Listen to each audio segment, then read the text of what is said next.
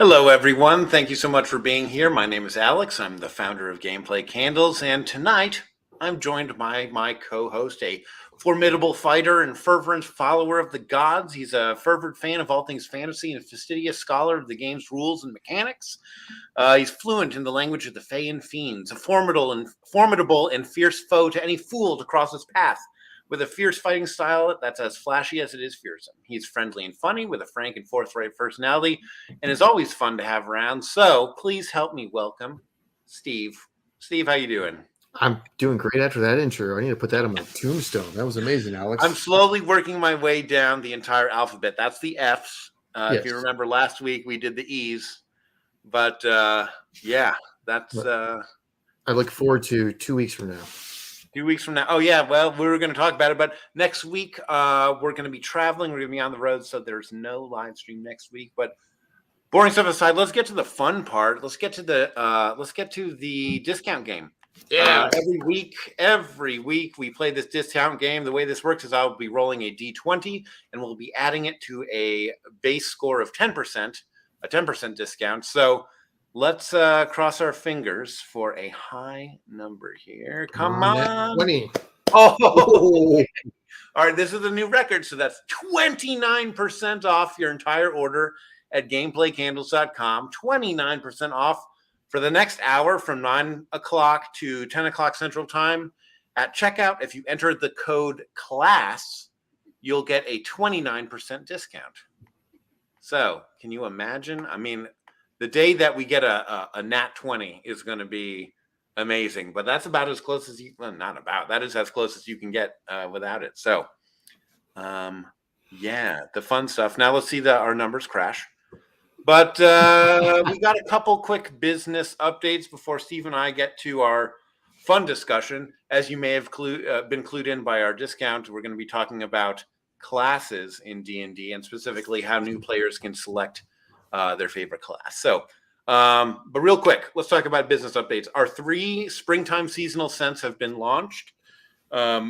We had a early 24-hour early access period for everyone on our email list. So if you want early access to future launches, we got 2 new core classes that are coming out in the next few weeks: Barbarian core class and a Bard core class.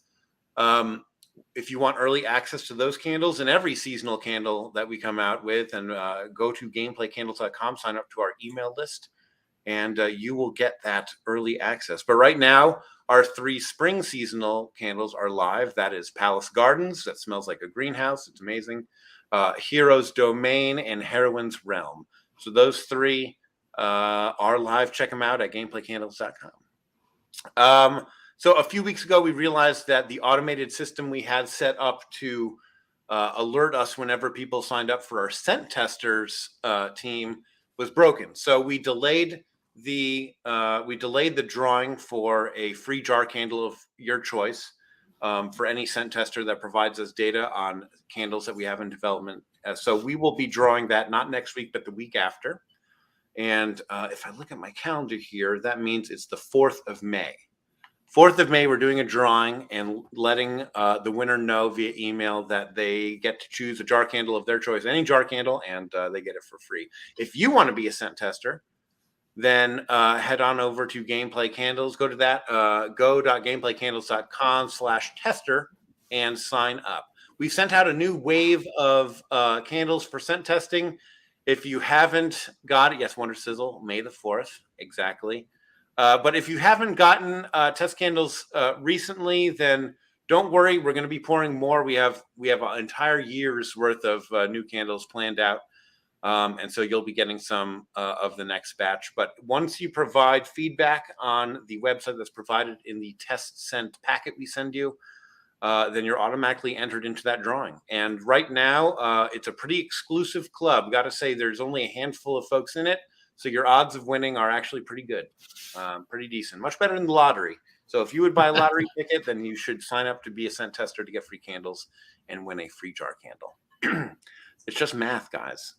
Last update, Steve and I are going to be at ChupacabraCon 9. That is a convention here in Central Texas. It's going to be in San Marcos, Texas. We're going to be manning a stall there while the convention's underway. It's going to be a good time.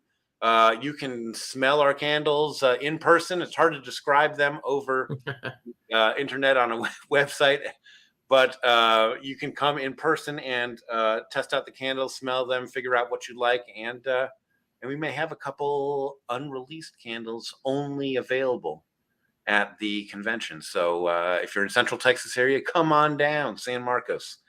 It's a good time. That's all. Look at that. I think this is a record. 6 minutes in, business updates done. Steve, what are we talking about tonight? Well, now you can take a breath, Alex. Hmm. Take a sip of your drink. Yes.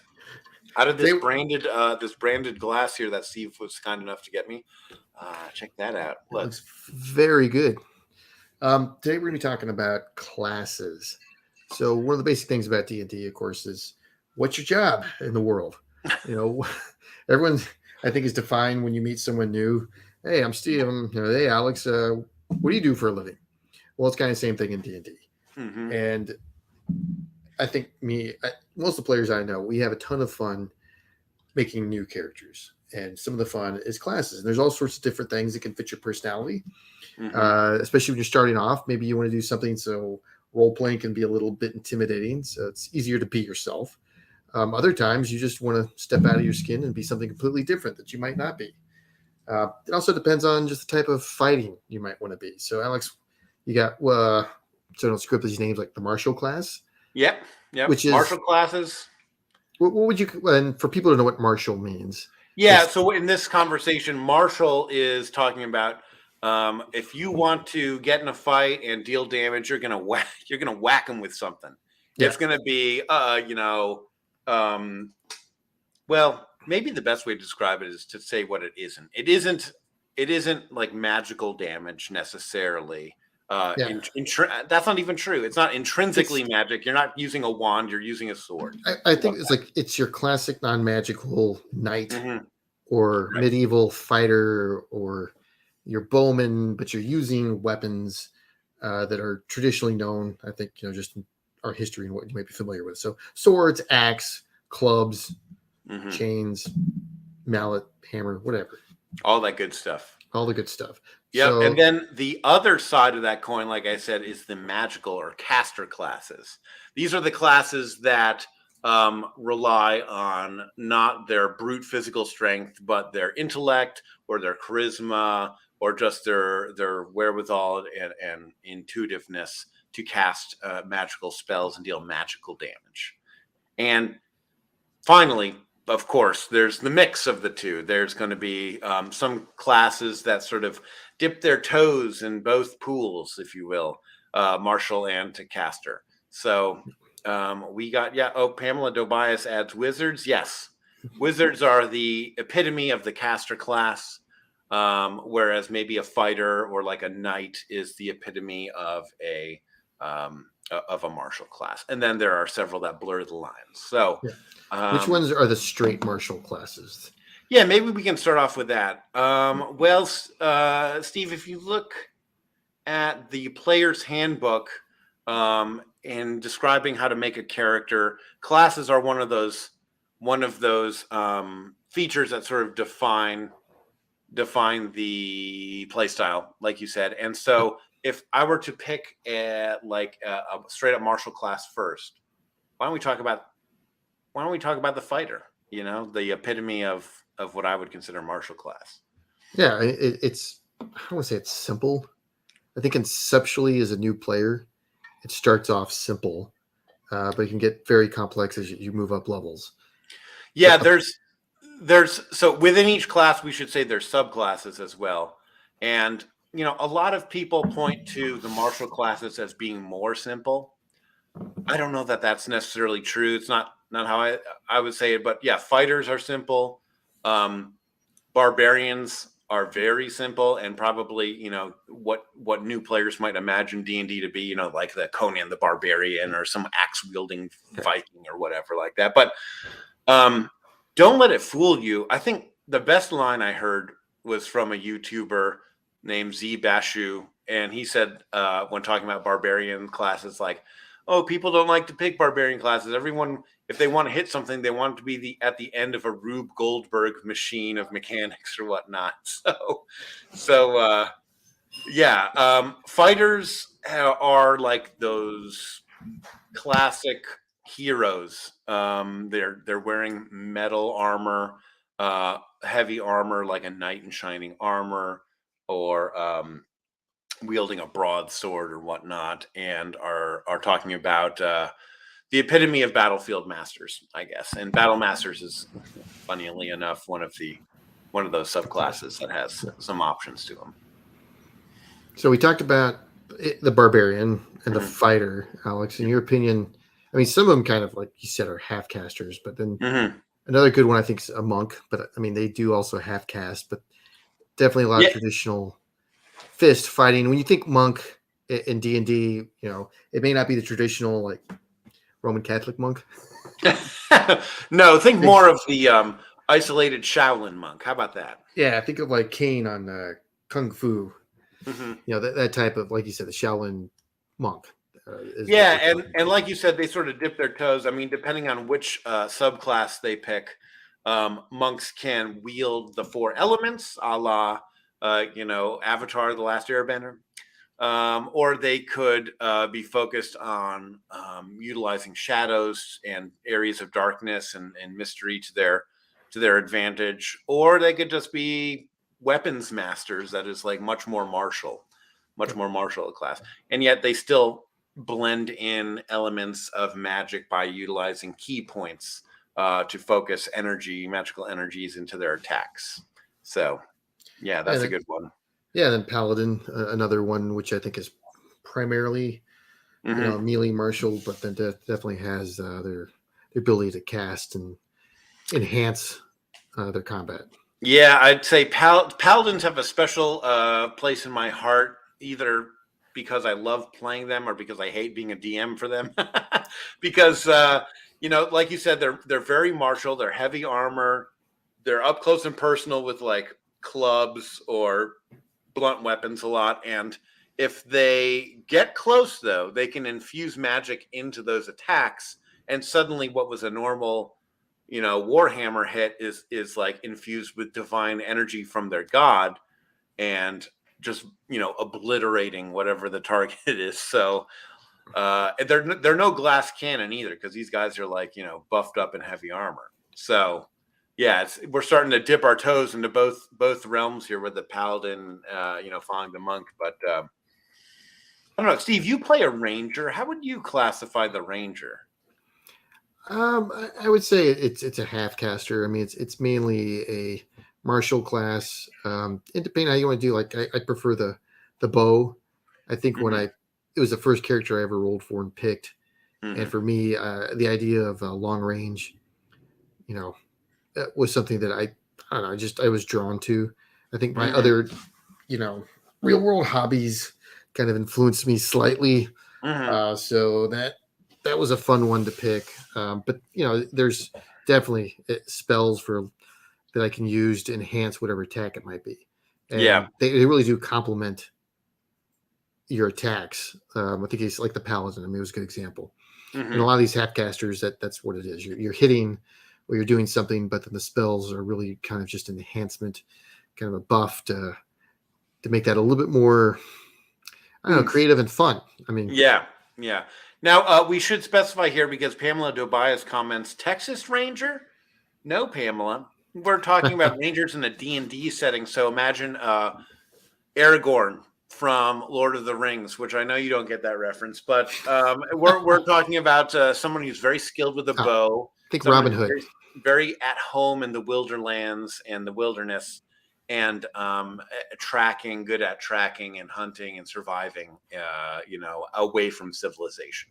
So, Steve, your character Draper is a ranger, and you make use of a animal companion, which is one of the defining characteristics of a lot of rangers. So Yes. yeah, so yeah, I mean, it's just a lot of fun there, and like you said, those magical abilities really enhance what's already there, and what's already there is melee or Yeah. martial classes. 100%. Um, So let's see. What other What's classes we another? got? We got Yeah, bards. Bards are always fun. bards, like, so if rangers are like 60-40 martial magic, I'd say bards are sort of the opposite, where they're 60-40 magic, magic to martial. That's a good way to put it. Yeah. And they're the, frequently cited as one of the most important support classes. They buff up their allies. They give them different boons and benefits to the party as a whole. And I've never seen a small party with the bard. It's always been like, okay, we got to cover a martial, caster, and then a mix or a half caster class, and then maybe a bard, like with 4 people. I'd love to know if anyone in the comments has ever had like a just bards or oops all bards party. That would be hilarious. That would be Yeah, like hilarious. It can be troop done. of a It troop could of be done actors. because the subclasses are so varied in their relative strengths and weaknesses. But yeah, an oops all bards class would be worthwhile. All right, Um, there's so many storylines are popping in my head right there. Like a troop of like out of unemployed circus workers or exactly. experienced actors looking for the next job or I would be part of that campaign. Just let me, name the date, and I'll talk to my wife and get permission, and I will be there. Yeah, Bard's another half caster. So, but we skipped. Feel like we sort of skipped over one, and that would be the rogue. oh, that's a They good one. are they're a martial class, and I would have no hesitation in saying martial class, but I should say that one of the best subclasses in there is the arcane trickster, and they are definitely a half caster. Like they dip their toes in both fields. So imagine like a sneaky rogue who's able to cast the best spells for sneaking around. All of a sudden, that is it. Let's see. Oh, let's see. Metal Man the Magnificent. First of all, fantastic name. Wonderful. You added that. I once played a campaign where all the party members were all circus performers. I was a Goliath barbarian who was in the circuit, who's the circus strongman. It was. I can like bet. that. I love campaigns where there's like a commonality between the characters, other than, oh, you're mercenaries who all met up at a tavern and took a job together, whatnot. That's great. Every D&D trope. Let's see. Jessica asks, why do you think the D&D movie chose to have a bard as the main character? Well, Alex, what's the defining characteristic of a bard? Well, the defining characteristic Charisma. of bard is using magic to weave into music, and using that music to cast their spells or influence the battlefield. And I think that if you're going to have Chris Pine in a movie, you're not going to pass him off as a super smart guy. He's going to be a lovable doofus, and so he can't be a caster. He's not exactly a strong man, so the bard is a great role for him. And if you've seen the movie already, he slots into that really well. I think that was the right choice in terms of like casting for a class. It's kind of interesting. Yeah. From a mechanical standpoint, 100%, and then from the role playing standpoint, they're always like the charismatic, suave, dapper person. Yeah, they're the ones who speak for the party. Typically, they have the social skills. They use charisma as their spell casting ability, so they have really high charisma typically, which just helps like smooth the way with every social interaction. Yeah, it'd be like in real world, they'd be your sales team, members, or your car sales. High charisma, low intelligence, leaves it up to the engineers, like the wizards and the artificers, to actually fulfill on the promises that they've sold to the customer. I can relate to that. I relate to that a little too much. I was like, oh, I can hit the nerve there. Whoa, that was a trigger for me. Who knew? Ooh, sorry about that. Moving on. What about clerics? Clerics. Well, we talked about bard being a support class. Clerics are often pointed to as another support class, but I feel like in 5th edition, they are much beefier than they have been in previous editions. They're not pigeonholed in sort of the healing class that they have been historically. Now, if I were to say who's the best healer, I'd still probably say like a life domain cleric. But these clerics aren't the guys at your local church. These clerics are clad in heavy armor. They're wielding, some pretty brutal weapons like a war hammer or a battle axe, and they get a wide assortment of spells depending on what subclass you pick. Pam Tobias asks, how many editions are there? There are 5 editions released, and the 6th edition is in development right now. They call it D&D 1, they being Wizards of the Coast. But everyone's probably going to call it 6th edition, and we'll see how popular that goes. But 5th edition is the one that we're playing a campaign in right now, Steve and I, and is by far the most popular edition of all of them. Where was I? Oh, clerics. Yeah, like I'd call them a half caster, honestly. They draw a lot of power, and from the magic side of things, I'd say it's like an 80-20 split, caster versus martial class. Yep. But don't discount that 20%. They can be good tanks. Yeah. Now, what about the druid? Well, I never played a druid. What's that? I never played a druid. Yeah, and druids, again, depending on the subclass, you can like lean into the martial or the melee side. Druids, for those who don't know, are characters who are defined sort of by their connection to nature and drawing upon the powers of nature in their attacking or combat. All druids can transform into animals that they've seen and encountered.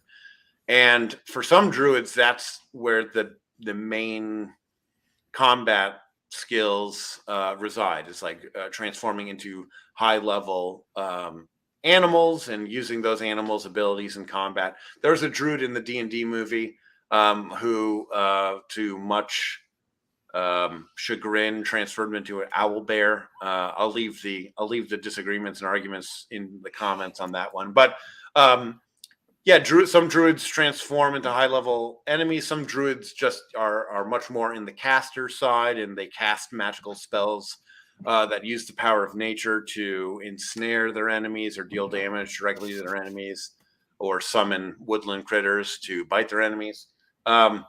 They can be a really tanky enemy. So I still sort of think of them as a 60-40 split, martial to caster. But since you've been bugging me, Steve, and since I'm terribly biased on this, what do you think about artificers? Where would you place them on the martial caster spectrum? I think I'd put it kind of 60% martial, 40% caster. It's wow. Similar. Okay. All right. I mean, they're tank. And maybe it's because some of their attributes are more mechanical in nature, but they're still enhanced and work with magic. And especially the artificer. I mean, you as an engineer at heart, it's for new people at D&D. It's like Iron Man. It's the suit is now powered by magic versus some fusion reactor. Yep. But they definitely use their weapons, whether it's I guess those are casting. Now I'm thinking about it. Ooh, you're gonna swap? Yeah, maybe I'm gonna go. Now I take that back. Now I'm starting to think more 40% martial, 60%. That's how I would classify them as well. And you nailed it when you said engineers. These are the engineers of the D&D universe. They're tinkerers. They are, they stack intelligence. So to me, if your primary attribute is intelligence, you're not martial. Sorry. But especially the armor artificer, I think they could be a real good tank. And that's what I'm trying to play as. Although last gaming session I tried to be a tank and I just was downed a whole lot. So who knows? Well, then you got possessed and then you were fighting your own party. And yeah, that was actually really fun. Thank you for trusting me to fight the party. You did a good job. Yeah. You're like, tone it down.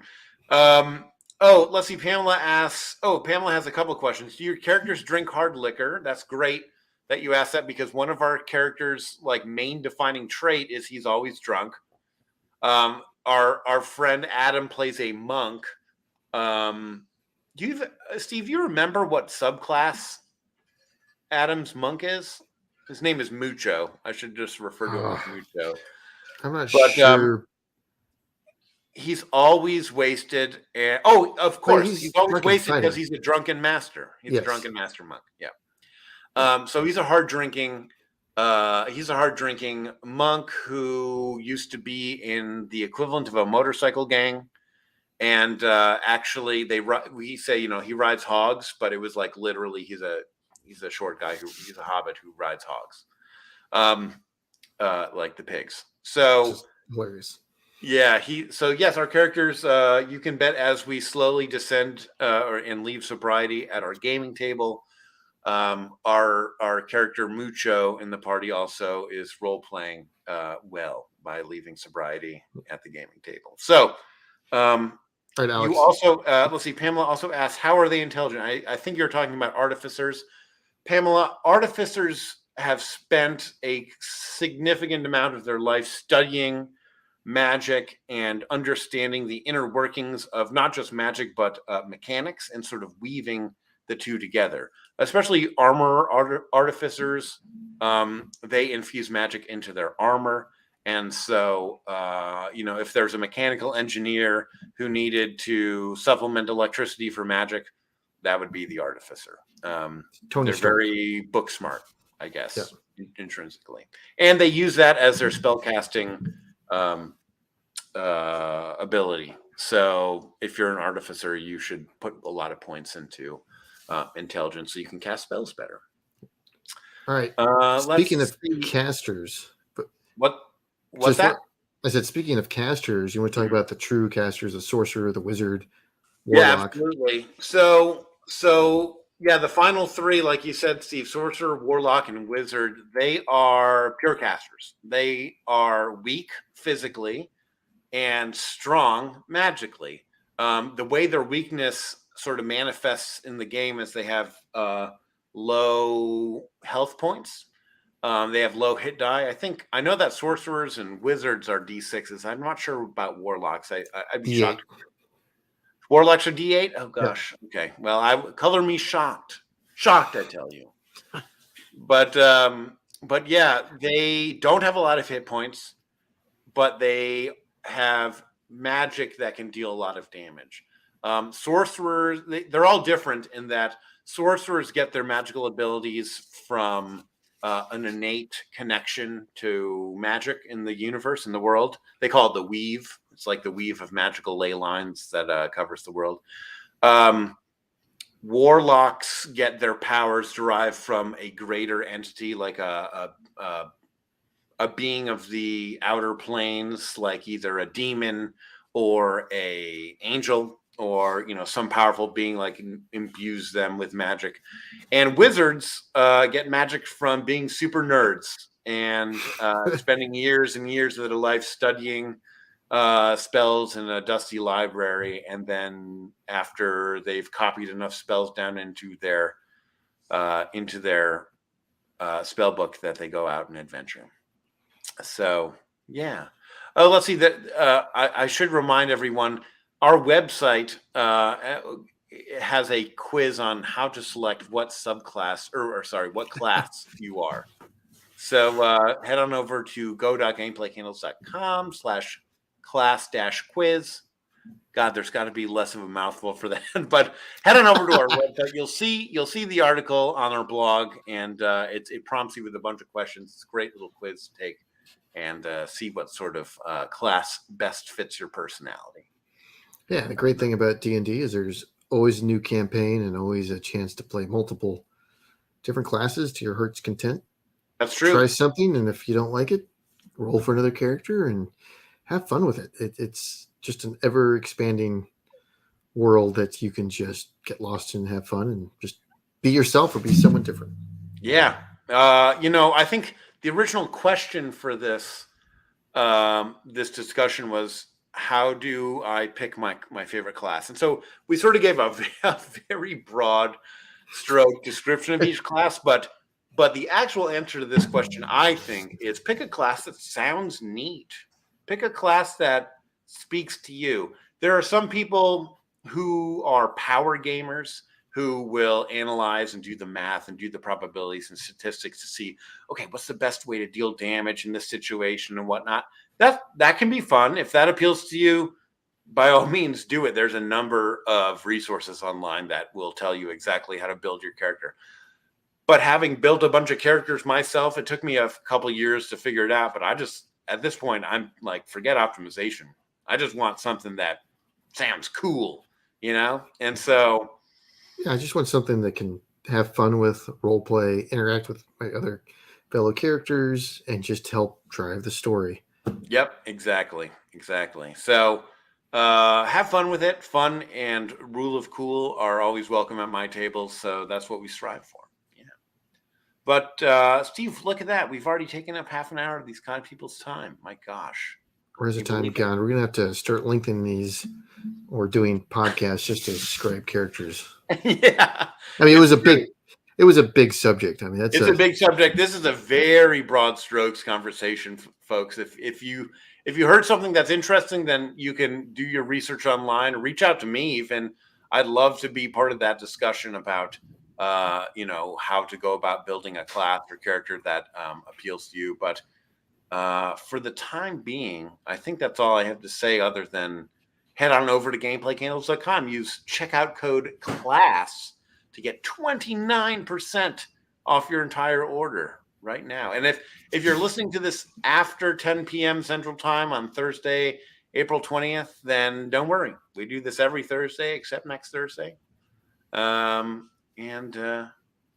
we're gonna keep doing it. all right. This has been